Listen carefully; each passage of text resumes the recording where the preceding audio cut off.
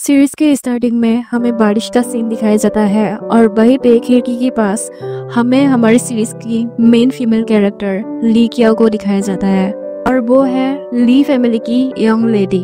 तभी वहाँ पे एक लड़का आता है। वो लड़का सेंग फैमिली का सेकेंड यंग मास्टर सेंग लू है और वो ली कियाओ को टिश्यू ऑफर करते हुए कहता है कि ली कियाओ, मुझे तुम बिल्कुल पसंद नहीं हो और मैं तुमसे कभी शादी नहीं करूंगा। मुझे फर्क नहीं पड़ता ये अरेंज मैरिज कैसे फिक्स हुआ, पर मैं इसे बिल्कुल एक्सेप्ट नहीं कर सकता। टिश्यू से हाथ पोंछती हुई ली कियाओ सोचती है ये सच में इरिटेट करने वाली बात है, पर एक बात इसने सही कही, एक शादी जो जन्म से ही अरेंज हो वो सच में बहुत क्लीच लगती है। सेंग लू ली कियाओ से कहता है मुझे शादी करने की आइडिया जितनी जल्दी हो सके उतनी जल्दी छोड़ दो। ली कियाओ डस्टबिन की ओर टिश्यू फेंकती हुई कहती है ठीक है, समझ गई। सेंग लू कहता है और मुझसे एक्सपेक्ट भी मत करना। रुको, क्या कहा तुमने? तब तक ली कियाओ वहां से जा चुकी होती है। उसके बाद हमें ली कियाओ को वीआईपी लाउंज में दिखाया जाता है। ली कियाओ कहती है सेंग लू फैमिली के साथ इस शादी का ओरिजिन क्लियर नहीं है और मेरी फैमिली भी काफी सिक्रेटिव है। एंगेजमेंट तोड़ना बहुत मुश्किल है, पर मैंने सेंग लू से उम्मीद नहीं किया था कि वो हिम्मत करके खुद इस एंगेजमेंट को तोड़ने की बात करेगा। चलो अच्छा ही हुआ, इससे मेरे काफी परेशानी दूर हो गई। तभी ली कियाओ पीछे से किसी की चिल्लाने की आवाज सुनती है। वो पीछे मुड़ती है और एक शीशे की गोल कमरे के अंदर कुछ लोगों का परछाई दिखती है। उसके बाद हमें कमरे का अंदर का सीन दिखाया जाता है जहाँ हमें हमारी सीरीज का main male character saying you को दिखाया जाता है, जिसे सेंग साओयन नाम से भी जाना जाता है। वहाँ एक आदमी घुटने पर गिरा हुआ था और वो मास्टर यान से उसे छोड़ देने के लिए विनती कर रहा था। साओयन उस आदमी से कहता है लगता है तुम नानियन का रूल्स भूल चुके हो। चाओयान गार्ड्स को ऑर्डर देता है उस आदमी को डार्क हॉल पर लेकर जाने का। वो आदमी साओयन से माफी मांगते ही रह जाता है, पर साओयन उसे माफ नहीं करता। तभी साओयन ली कियाओ की तरफ देखता है। ली कियाओ झाड़ी के पीछे छुप जाती है और वो सोचती है क्या मैं पकड़ी गई। तभी वहाँ पे अपने बड़े भाई को ढूंढते हुए चेंग लू आ जाता है। ली कियाओ को वहाँ पर देखकर चेंग लू कहता है कमाल है, तुमने अब तक हार नहीं मानी जो यहाँ पे छुप कर अब मेरा रास्ता रोकने की कोशिश कर रहे हो। ये मत सोचना कि तुम अगर मुझे बार बार तंग करोगी तो मैं शादी के लिए मान जाऊंगा। ली कियाओ चेंग लू से कहती है यंग मास्टर, मैंने सुना है आप चाइनीज मेडिसिन डॉक्टर है। तभी चेंग लू कहता है हाँ मैं हूँ, तो क्या। तभी ली कियाओ कहती है लगता है आज की बारिश की पानी तुम्हारे दिमाग तक पहुँच गई है। मेरी सलाह यही है कि जल्दी चेक करवा लो। चेंग लू भड़क जाता है और वो गुस्से से कहता है आखिर तुम्हारी हिम्मत कैसे हुई मुझे ये कहने की। तभी ली कियाओ चाओयान की ओर इशारा करते हुए कहती है कि उसे पता है मैं यहाँ पे जानबूझकर तुम्हारा इंतजार कर रही थी या फिर गलती से यहाँ पे आ गई। चाओयान को वहाँ पर देखकर चेंग लू कहता है बड़ा भाई। चेंग लू के मुंह से बड़ा भाई शब्द सुनकर ली कियाओ सोचती है तो ये चेंग लू का बड़ा भाई चाओयान है, the underground Overlord of Nanyang और चेंग फैमिली का सबसे ट्रबलसम मेंबर। तभी वहाँ पे चाओयान का एक गार्ड आ जाता है और वो चेंग लू से कहता है यंग मास्टर, आपको मास्टर ने बुलाया है।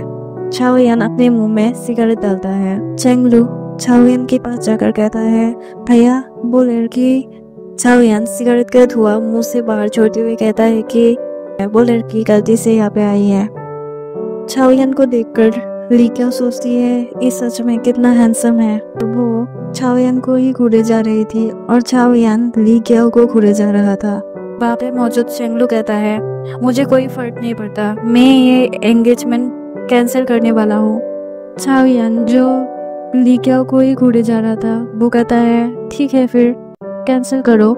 चेंग लू कहता है सुना तुमने मेरे बड़े भाई ने क्या कहा। ली कियाओ चेंग लू से कहती है मिस्टर चेंग लू, मेरी आईसाइट इतनी भी बुरी नहीं है। चेंग लू कहता है आखिर इसमें तुम्हारी आईसाइट का क्या लेना देना।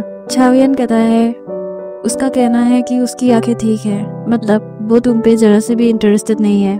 तभी ली कियाओ पीछे मुड़ती है और वो कहती है मैं तो खुद को इंट्रोड्यूस करना ही भूल गई। हेलो, मेरा नाम है ली कियाओ। ली कियाओ की ओर देखते हुए चाओयान एक हल्का सा स्माइल करता है। ली कियाओ कहती है तो मैं चलती हूँ। ली कियाओ वहां से जाते ही चाओ यान चेंग लू से कहता है तुम्हें ली फैमिली को एंगेजमेंट कैंसिल करने के बारे में बता देना चाहिए, चाहे रीजन कुछ भी हो, उन्हें एक अच्छा एक्सप्लेनेशन देना जरूरी है। चेंग लू कहता है ठीक है, समझ गया। तभी चाओ यान उसकी तरफ देखता है और कहता है कहीं तुमने उसे छुआ तो नहीं। तभी चेंग लू घबराते हुए कहता है उसके पास जाने पर भी मैं अनकंफर्टेबल फील करता हूँ। चाओ यान एक गहरी सांस लेता है और कहता है तब तो ठीक है। चेंग लू चाओ यान से कहता है भैया, अगर मैं ली फैमिली को एंगेजमेंट कैंसिल करने के बारे में बताने जाऊंगा, क्या आप मेरे साथ जाएंगे? तभी चाओ यान कहता है इसे खुद ही हैंडल करो। उसके बाद सुबह हमें ली फैमिली मैंशन को दिखाया जाता है। ली फैमिली नानियांग का सबसे रिचेस्ट फैमिली है। वहाँ पे आकर 2 कार रुकती है। पहली गाड़ी से ली फैमिली का तीसरा बेटा ली चेंग उतरता है और दूसरी गाड़ी से ली फैमिली का बड़ा बेटा ली जुन उतरता है। ली चेंग को वहाँ पर देखकर ली जुन कहता है तुम बॉर्डर से वापस आ गए? तभी ली चेंग कहता है हाँ, मुझे तो आना ही था। उस चेंग लू की हिम्मत कैसे हुई ली क्याओ को डंप करने की? उसने ऐसे ही कह दिया कि एंगेजमेंट कैंसिल करनी है। ली क्याओ की बड़ा भाई होने के नाते मेरा तो ये फर्ज बनता है कि मैं उसके लिए स्टैंड लूं। ली चेंग कहता है मुझे समझ नहीं आता ली यान भाई ने ऐसा कैसे होने दिया। उसने अपनी आंखों के सामने ली क्याओ को इतनी बेइज्जती झेलने दी। ली जुन कहता है लगता है उसे और चेंग लू दोनों को पिटाई की जरूरत है। तभी उन्हें पीछे से कोई आवाज देता है और ये कोई नहीं, ली फैमिली का दूसरा बेटा ली यान होता है। ली यान कहता है मॉम डैड जरूर हमारा इंतजार कर रही होंगे अंदर।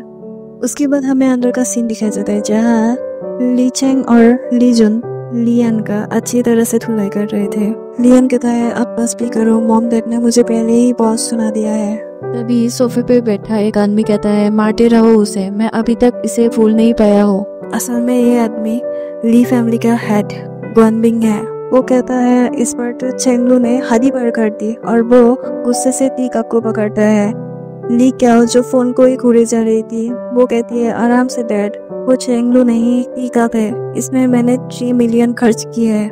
इसे सुनकर ग्वानबिंग टी कप को आराम से टेबल पर रखता है। तभी द्विन शेन जो ली फैमिली की मिस्ट्रेस थी वो ली क्याओ से कहती है इसमें तुम्हारी डैड की कोई गलती नहीं है कि वो इतनी इमोशनल हो गए। जब भी हम उस दुख के बारे में सोचते हैं जो तुम्हें सेंग फैमिली में सहना पड़ा, हमारा दिल टूट जाता है। अब तुम्हारे तीनों भाई यहाँ है, वो तुम्हें इंसाफ दिलाने में मदद करेंगे। तभी ली क्याओ की फोन पे मैसेज आता है और ये मैसेज ली क्याओ की फ्रेंड टांग गेटिन ने भेजा था और वो उसे कैसीनो पर मिलने के लिए बुलाती है। ली क्याओ द्विन शेन से कहती है इसकी कोई जरूरत नहीं है, अगर वो एंगेजमेंट कैंसिल करना चाहता है तो करने दीजिए कि मैं भी ये एंगेजमेंट कैंसिल करना चाहती थी। ये 21st सेंचुरी है, यहाँ कौन अरेंज मैरिज की बात करता है? इसे सुनकर द्विन शेन और ग्वानबिंग एक दूसरे की ओर परेशानी से देखने लगते हैं। उन्हें परेशान देखकर ली क्याओ उदास हो जाती है। ली क्याओ कहती है आप लोग जारी रखिए, मुझे बाहर कुछ काम है। द्विन शेन ली क्याओ से पूछती है आखिर तुम कहाँ जा रही हो? ली क्याओ कहती है कैसीनो टांग गेटिन से मिलने। ली क्याओ का डैड ग्वानबिंग कहता है दोस्तों के साथ थोड़ा रिलैक्स करना अच्छा होता है। द्विन शेन कहती है घर जल्दी आना।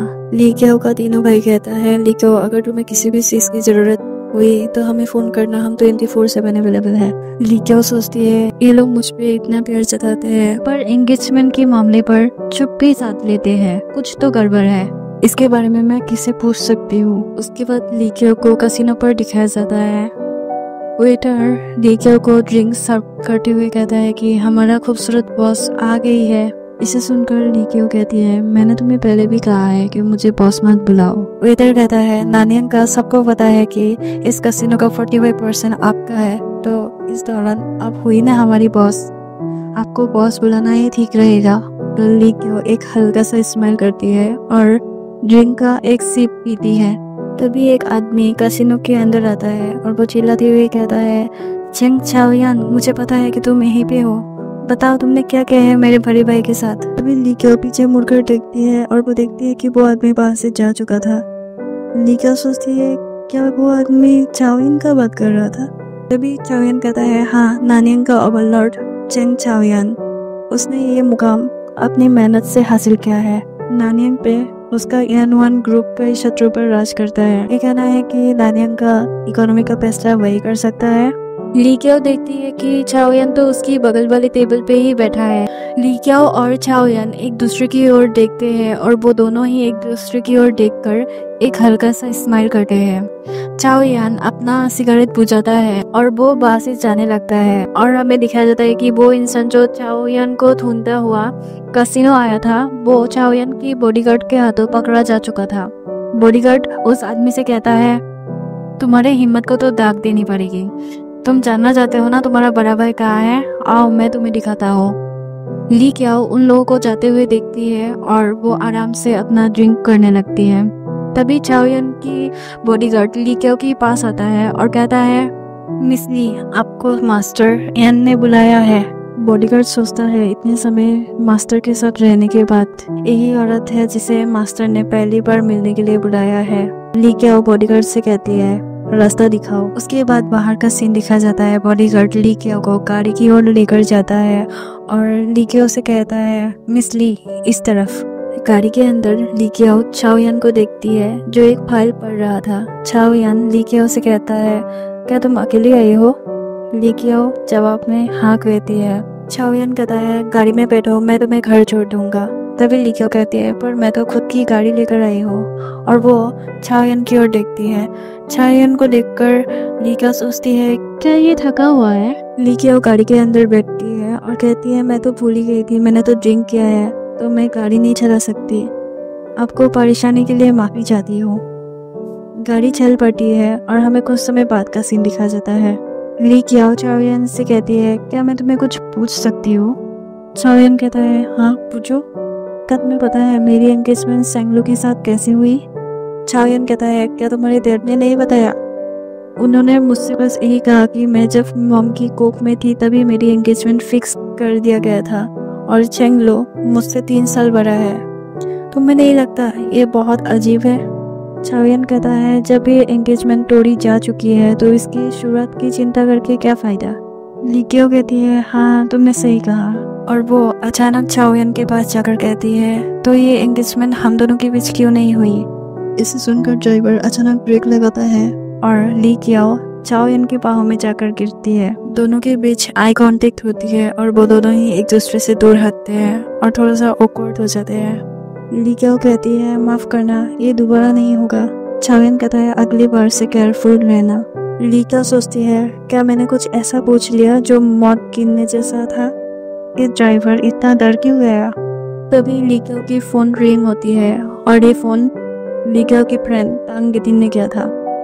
वो फोन उठाती तो है पर फोन का लाउड स्पीकर ऑन हो जाता है और वो चिल्लाती हुई कहती है, आखिर तुम कहाँ भाग गई? क्या हमने फैसला नहीं किया था कैसीनो पे मिलने का? ये बात चाओयन भी सुन लेता है। ली क्याओ एम्बेरस होकर कहती है, सॉरी रॉन्ग नंबर, और फोन काट देती है।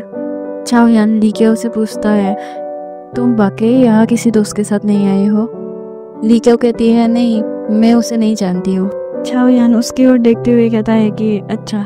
वो लोग ली फैमिली मेंशन पहुंच जाते हैं। ली क्याओ गाड़ी से उतरते ही चाओयन कहता है कि चेंगलू कल यहाँ माफी मांगने आएगा क्योंकि टूटी हुई एंगेजमेंट की रेस्पॉन्सिबिलिटी भी उसी का है। ली क्याओ कहती है, तो फिर हम कल मिलते हैं, और वो वहां से जाने लगती है। चाओयन गाड़ी के अंदर से उसे ही देख रहा था। ड्राइवर चाओयन से कहता है कि मास्टर, लॉर्ड ने आपसे कहा है कि आप कल बर्मा वापस लौट जाए। चाओयन ड्राइवर से कहता है, उन्हें कहो मैं कल नहीं जा रहा। ड्राइवर कहता है, ठीक है। ड्राइवर सोचता है, क्या ये उस औरत की वजह से? उसके बाद ली क्याओ को उसके कमरे में दिखाया जाता है जो लैपटॉप में कुछ कर रही थी और उसे बार बार वार्निंग आ रहा था। ली क्याओ कहती है, जब मैंने ली चाओकॉन को सिस्टम हैक करने को कहा तभी वो कोई इन्फॉर्मेशन निकाल नहीं पाया। ली चाओकॉन की स्किल इतनी अच्छी है कि वो रेड हैकर अलायंस में घुस सकता है। चेंग चाओयन, तुम कुछ तो छुपा रही हो। छोड़ो, मैं खुद उसकी जांच करूंगी। वो एक लंबी सी जमाई लेती है और कहती है उसे कल देखती हो, और वो सो जाती है। उसके बाद सुबह हमें ली मेंशन दिखाया जाता है और वहीं पे चेंगलू को वीडियो डोरबेल बजाते हुए दिखाया जाता है। दरवाजा खोलते ही वो देखता है कि ढेर सारी फीमेल मेट उसकी स्वागत के लिए खड़े हैं। असल में चेंगलू को औरतों से एलर्जी था। वो फीमेल मेट्स चेंगलू का वेलकम करने लगते हैं। चेंगलू कहता है, छोड़ो मुझे, मुझसे दूर हटो। ली फैमिली का तीनों बेटा उसे ही देख रहा था। ली चेंग कहता है, मैं इस बदतमीज को गोली मार के ली क्याओ के लिए बदला क्यों नहीं ले सकता। ली यान कहता है, सही कहा बड़े भाई, हमने ये तो जान लिया कि चेंगलू को ऑटो से एलर्जी है, लेकिन सिर्फ एलर्जी रिएक्शन होने देना, क्या ये उसके लिए ज्यादा आसान नहीं हो जाएगा। लीजुन कहता है, तुम लोगों को लगता है मैं उसे गोली मारना नहीं चाहता, लेकिन चाहे कुछ भी हो वो अभी भी उस आदमी का छोटा भाई है। लियान कहता है, वो आदमी, आप चेंग चाओयान की बात कर रहे हैं। लीजुन नीचे देखते हुए कहता है कि शैतान का नाम लिया और शैतान हाजिर। वो लोग देखते हैं कि चेंग चाओयान एक बड़ी सी ब्लैक कलर की गाड़ी से उतरता है। उसके बाद हमें ली क्याओ, ग्वानमिंग और दुएनशेन को दिखाया जाता है, जो उनकी वेलकम के लिए घर के बाहर ही खड़े थे। ग्वानमिंग चेंग चाओयान से कहता है, मैंने एक्सपेक्ट नहीं किया था कि तुम खुद यहाँ पे आओगे। चेंग चाओयान कहता है, परेशानी के लिए माफी चाहता हूँ। ग्वानमिंग कहता है, ये कहने की जरूरत नहीं है, आओ अंदर आओ। ली क्याओ और चेंग चाओयान एक दूसरे की ओर देखते हैं। चेंग चाओयान की ओर देखते हुए ली क्याओ सोचती है, इसकी बदन से हल्की सी सिगरेट का स्मेल आ रहा है, और वो एक हल्का सा स्मेल करते हुए कहती है, अजीब बात है पर वो बहुत अट्रैक्टिव लग रहा है। दूसरी तरफ चेंगलू को दिखाया जाता है, जो रोते हुए कहता है, किसी को मेरी परवाह नहीं। उसके बाद हमें लिविंग रूम का सीन दिखाया जाता है, जहाँ ली क्याओ चाओयान के बगल में आके बैठती है और वो कहती है, हेलो मास्टर यान। दुएनशेन ग्वानमिंग की कान में कहती है, ली क्याओ मिस्टर चेंग के साथ कुछ ज्यादा कैजुअल हो रही है, कहीं वो उसे नाराज न कर दे। ग्वानमिंग चाओयान से कहता है, मिस्टर यान आप आज यहाँ कैसे आना हुआ। चाओयान ग्वानमिंग से कहता है, मिस्टर ली आपने शायद पहले ही चेंगलू की तबीयत के बारे में सुन लिया होगा, उसकी तरफ से मैं आपसे माफी मांगना चाहता हूँ। ग्वानमिंग कहता है, क्या लॉर्ड चेंग को सगाई टूटने का पता है। चाओयान कहता है, मुझे शक है कि डैड को अभी तक इसके बारे में नहीं पता, इसलिए मैं कल वापस परमा जाऊंगा उन्हें ये बताने के लिए। तभी ली क्याओ स्माइल करते हुए कहती है कि ये तो बहुत अच्छा है, तो हम आपको तकलीफ देंगे मास्टर यान। तभी ग्वानमिंग ली क्याओ की ओर गुस्से से देखते हुए कहता है कि ली क्याओ। ली क्याओ कहती है, क्या मैंने कुछ गलत कहा डैड। ग्वानमिंग चाओयान से कहता है, मिस्टर चेंग क्या आप ऊपर चल के थोड़ा डिटेल में डिस्कस करना पसंद करेंगे। चाओयान कप टेबल पर रखते हुए कहता है, ठीक है, और वो ली क्याओ की ओर देखता है। उनकी ऊपर जाते ही लीजुन दुएनशेन से पूछता है, मॉम आप और डैड क्या हमसे कुछ छुपा रहे हैं। चेंगलू खुद ये एंगेजमेंट तोड़ना चाहता है, पर आप दोनों बार बार इस पे जोर दे रहे हैं, क्या इसके पीछे कुछ कहानी है। दुएनशेन थोड़ा घबराती हुई कहती है, बकवास मत करो। लीजुन कहता है, ऐसी बात है तो ये एंगेजमेंट कैंसिल होने दीजिए। दुएनशेन कहती है, इसी के बारे में तुम्हारे डैड डिस्कस कर रहे हैं, इतनी जल्दी क्या है। ली क्याओ सोचती है, ऐसा लगता ही नहीं कि ये लोग ये एंगेजमेंट तोड़ना चाहते हैं, पर क्यों, मुझे पता लगाना पड़ेगा। उसके बाद हमें बाहर का सीन दिखाया जाता है। ग्वानमिंग चाओयान से कहता है, तो फिर मुझे मास्टर चेंग का जवाब का इंतजार रहेगा। चाओयान कहता है, मुझे बाहर छोड़ने की जरूरत नहीं, और वो अपनी गाड़ी की ओर जाने लगता है। तभी ली क्याओ पीछे से उसे आवाज देती है। चाओयान कहता है, क्या बात है। ली क्याओ चाओयान के पास जाकर कहती है कि तुम्हें पता है कि मैं किस बारे में पूछना चाहती हूँ। चाओयान कहता है, बेहतर होगा तुम ये बात अपने डैड से पूछ लो। ली क्याओ कहती है, पर तुम ही मुझे क्यों नहीं बता देते। चाओयान कहता है, सॉरी पर मैं नहीं बता सकता। ली क्याओ कहती है, ठीक है, तो मेरी एक आखिरी सवाल का जवाब दो, क्या ये सगाई सच में तोड़ी जा सकती है। चाओयान के चेहरे की ओर देखकर ली क्याओ सोचती है, लगता है ये कोई जवाब नहीं देने वाला।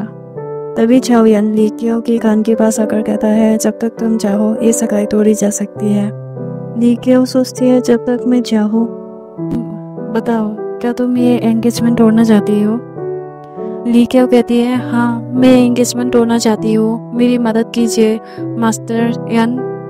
तभी उनके बीच लीजुन आ जाता है और वो कहता है कि जब भी मिस्टर यान ग्रैंड कहते हैं तो तुम्हारा मतलब यही है ना कि तुम अपने भाई को, मेरी बहन को सताने नहीं दोगे। इसे सुनकर ली क्याओ चाओयान की ओर देखती है और सोचती है, आखिर ये इसका रिस्पॉन्ड कैसे करेगा। तभी चाओयान चेंगलू की ओर देखता है, जिसकी हालत बहुत ज्यादा खराब लग रही थी। चाओयान कहता है, वो जो भी करेगा भुगतना उसे ही पड़ेगा। इसे सुनकर चेंगलू और उसका बॉडीगार्ड शॉक हो जाते हैं। लीजुन चेंगलू की ओर देखते हुए कहता है कि सच में। और चाओ यान बाहर से जाने लगता है। चेंग लो चिल्लाते हुए कहता है कि भैया मुझे डर लग रहा है, मैं सड़क से उठाया हुआ कोई बच्चा नहीं हूँ।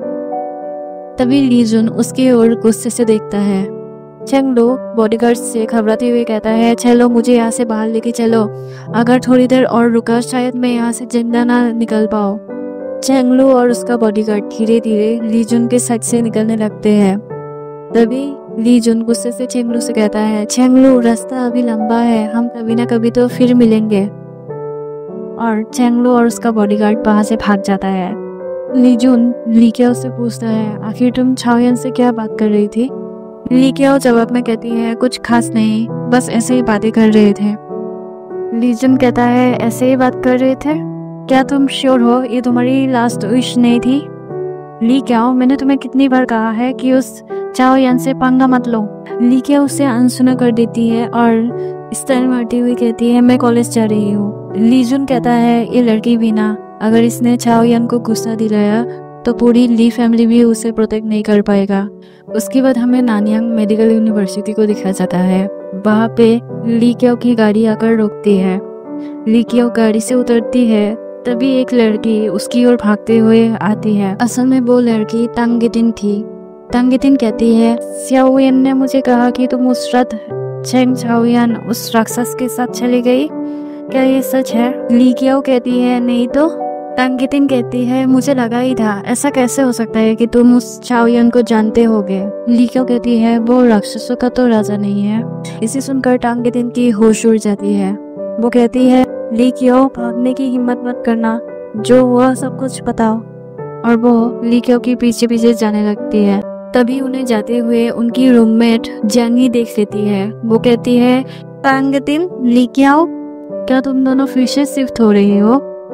क्या हुआ? ली क्याओ खूबसूरत दिखती है पर अभी भी वो गरीब ही दिखती है। ली क्याओ उसके पास आकर कहती है, मैं वापस नहीं जा रही हूँ। तभी जंगी कहती है, ओह तो फिर अपने शुगर डैडी के लिए फिर से काम करने जा रही हो? तांग गिटिन कहती है, ली क्याओ ने तुम्हें कैंपस ब्यूटी कॉन्टेस्ट में ईमानदारी से हराया है, तुम उसके पीछे क्यों पड़ी रहती हो? जियांगी कहती है, उसने स्कूल की रेपुटेशन को शर्मिंदा कर दिया, क्या मैं इसके बारे में बात भी नहीं कर सकती? तांग गिटिन को गुस्सा आ जाती है और वो कहती है कि झूठी अफवाहें फैलाओगी तो बुरा कर्मा मिलेगा। ली क्याओ तांग गिटिन को रोक लेती है और उसे अपने साथ लेके जाने लगती है। तांग गिटिन कहती है, हम ग्रेजुएट होने वाले हैं, तुम अभी भी उसकी बातें क्यों सह रही हो? तुम्हें तो सीधा अपना डैड का नाम देके उसे सबक सिखाना चाहिए था।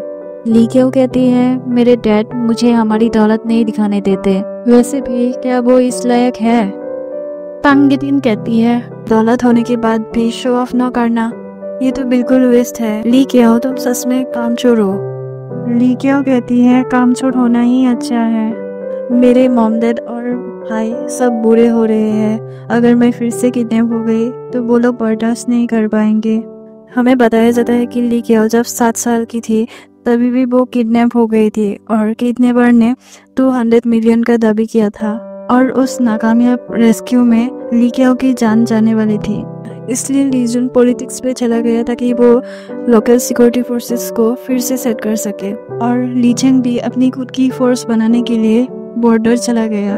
और ली यान एक आर्टिस्ट होने के बावजूद अपनी पूरी जिंदगी ली क्याओ की रक्षा में समर्पित कर देता है। तांग गिटिन कहती है, ली क्याओ को सच में बहुत संभाल के रखा गया है, वो अपनी फैमिली के लिए बहुत मायने रखती है। तांग गिटिन कहती है, मेरी तरह नहीं, मैं तांग फैमिली की हेयरेस हूँ, साउथ एशिया की टॉप 5 फैमिली में से एक, पर ली क्याओ के सामने मुझे ऐसा लगता है कि मैं कोई कचरा हूँ। तभी ली क्याओ कहती है, तांग गिटिन मैं दरवाजा बंद कर रही हूँ, अगर तुम अंदर नहीं आ रही तो। तांग गिटिन कहती है, रुको रुको मैं आ रही हूँ। उसके बाद ली क्याओ को डॉर्म में दिखाया जाता है और वो ली चेंग की एक विश्वासी साथी से चाओयान का नंबर मांगती है। नंबर देते हुए वो कहता है कि तुम्हारे भाई को मत बताना।